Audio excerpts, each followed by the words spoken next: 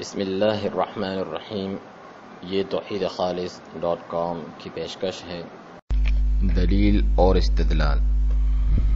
دین اسلام میں دلیل کا بنیادی ماخذ اللہ تعالیٰ کی وحی ہے جو کتاب و سنت کی شکل میں تا قیامت محفوظ ہے۔ قرآن مجید اللہ تعالیٰ کا کلام ہے جس کی حفاظت کی ذمہ داری خود اللہ سبحانہ و تعالیٰ نے لی ہے، جیسا کہ سورۃ الحجر آیت 9 میں اس کا ذکر ہے۔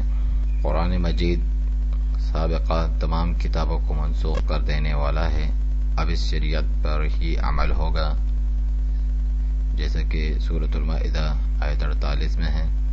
یہاں تک کہ اگر خود صاحب شریعت سیدنا موسیٰ علیہ السلام زندہ ہو کر آ جائیں تو وہ بھی شریعت محمدی کی پیروی کریں گے، جیسا کہ مسند احمد کی روایت ہے اور ارواء الغلیل میں شیخ البانی نے اسے حسن قرار دیا ہے۔ اسی طرح سے جب صاحب شریعت سیدنا عیسیٰ علیہ السلام قرب قیامت نازل ہوں گے تو وہ بھی شریعت محمدی کی پیروی کریں گے، جیسا کہ سنن ابی داؤد کی روایت ہے اور شیخ البانی نے اسے صحیح قرار دیا ہے، اور اس کے علاوہ دیگر متواتر احادیث اس بارے میں آئی ہیں۔ قرآن کریم کی وضاحت کی ذمہ داری اللہ تعالیٰ نے اپنے نبی محمد رسول اللہ صلی اللہ علیہ وسلم کے ذمے لگائی تھی۔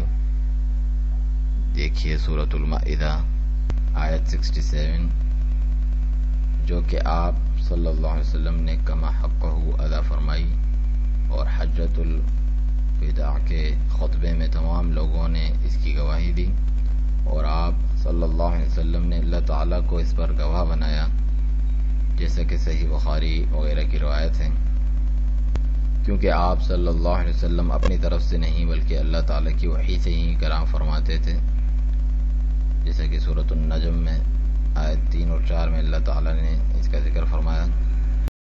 حدیث کی حفاظت اللہ تعالیٰ نے صحابہ کرام سلف صالحین اور محدثین کے ذریعے سے فرمائی، چنانچہ انہوں نے کھرا کھوٹا صحیح ضعیف سب الگ کر دکھایا۔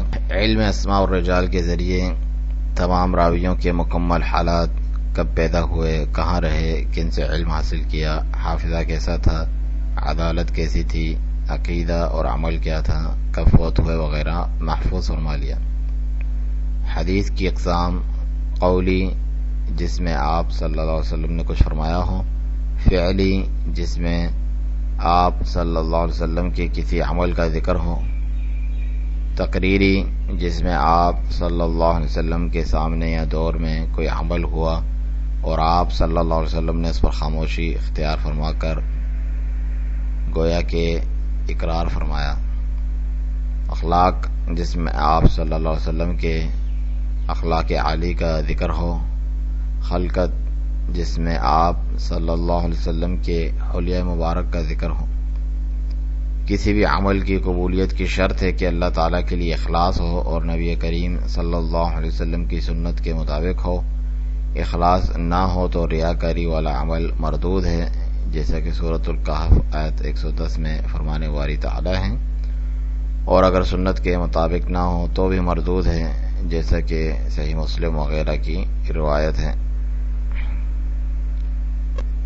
ہر قسم کے اختلاف میں رجوع قرآن و حدیث کی جانب کرنا فرض ہے، جس کا حکم اللہ تعالی نے سورۃ النساء آیت 59 میں فرمایا۔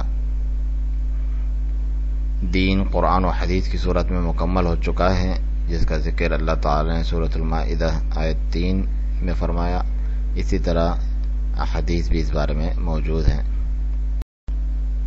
البتہ قرآن مجید کی آیات میں محکم اور متشابہ دونوں قسم کی آیات ہیں، اور اہل بدعت متشابہ کے پیچھے پڑ کر اس کی غلط تعویل کر کے خود بھی گمراہ ہوتے ہیں اور دوسروں کو بھی گمراہ کرنے کا سبب بنتے ہیں، جس کا ذکر اللہ تعالیٰ نے سورہ آل عمران آیت 7 میں فرمایا۔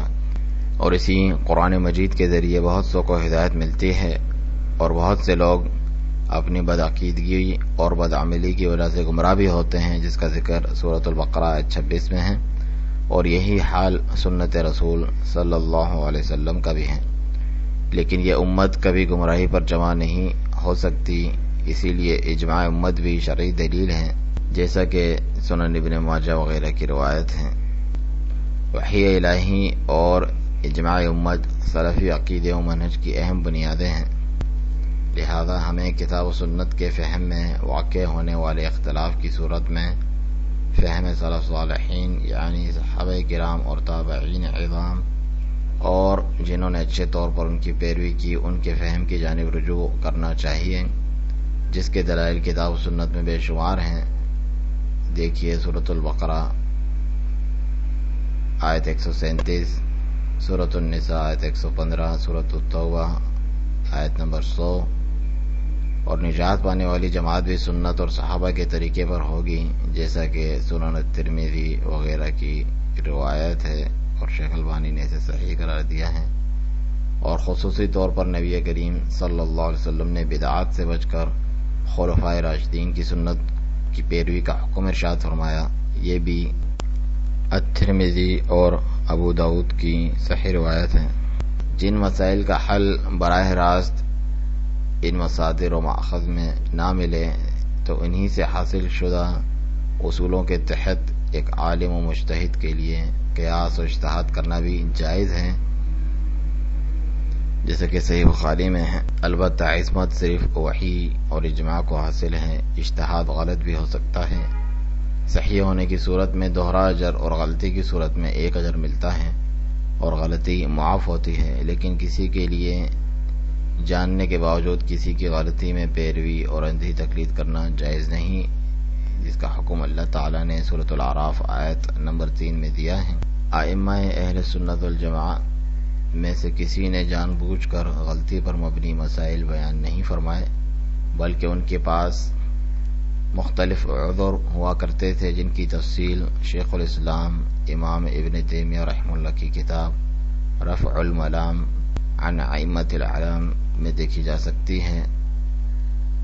البتہ ان کی جانب منسوب ہونے والے مذاہب کے پیروکاروں کے لیے انتھی تقلید اور تعصب مذہبی کرنا جائز نہیں۔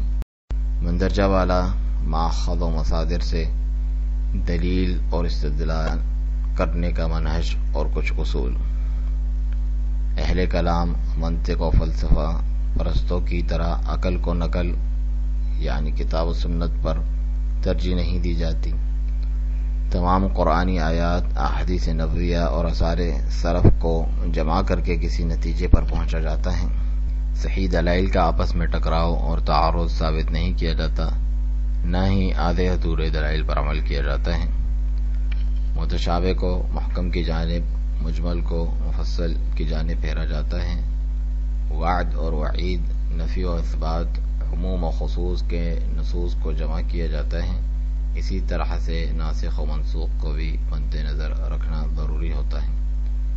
پہلے دلائل کو دیکھ کر عقیدہ بنایا جاتا ہے، نہ کہ پہلے عقیدہ بنا کر اسے ثابت کرنے کے لیے توڑ مروڑ کر دلائل کی تعویل کی جاتی ہے۔ شرعی مسائل کے لیے الفاظ تک ثابت شدہ شرعی اور سلفی الفاظ و مصطلحات و عبارات استعمال کی جاتی ہیں، نہ کہ اہل بدعت کی ایجاد کردہ اصطلاحات اور الفاظ۔ خواب، ذوق، کشف، وجد اور بلا دلیل ظاہر و باطن معنی میں تصوف و طریقت کے طرز پہ فرق کرنا۔ اسی طرح اہل تعطیل اور تعویل کی طرز پر اللہ تعالیٰ کے اسماء و صفات کے ظاہری معنی کی مجازی معنی کی طرف ناحق تعویل کرنا شرعی علم و دلیل کے ذرائع نہیں۔ احادیث و آثار کی روایات کے محدثین کے اصول کے مطابق تحقیق کی جاتی ہے اور صحیح کو لیا جاتا ہے، غیر صحیح کو چھوڑ دیا جاتا ہے، جیسا کہ صحیح بخاری وغیرہ کی روایت کا ایک مفہوم ہے۔ بے سروپا پیغامات، S M S, e mails یا سوشل میڈیا پر پوسٹنگ جیسے شیخ احمد کی حج والی مشہور من گڑت کہانی چھاپ کر تقسیم کرنا، غیر ثابت شدہ درود و فضائل نشر کرنا، دین کے فروغ یا اسلام کی حقانیت ثابت کرنے کے لیے جھوٹی تصاویر ایڈٹ کر کے ڈالنا اور اس قسم کی چیزوں کے بارے میں کہنا کہ ڈیلیٹ کیا تو عذاب آئے گا اور آگے فارورڈ کریں گے تو یہ فائدہ ہوگا، یہ سب دلیل، استدلال و تحصیل علم کے غلط اور ناقابل اعتماد ذرائع ہیں۔ یہ تمام باتیں سلف صالحین کے عقیدے و منہج پر لکھی گئی مختلف کتب اور ان کی سلفی شروحات سے ماخوذ تھی۔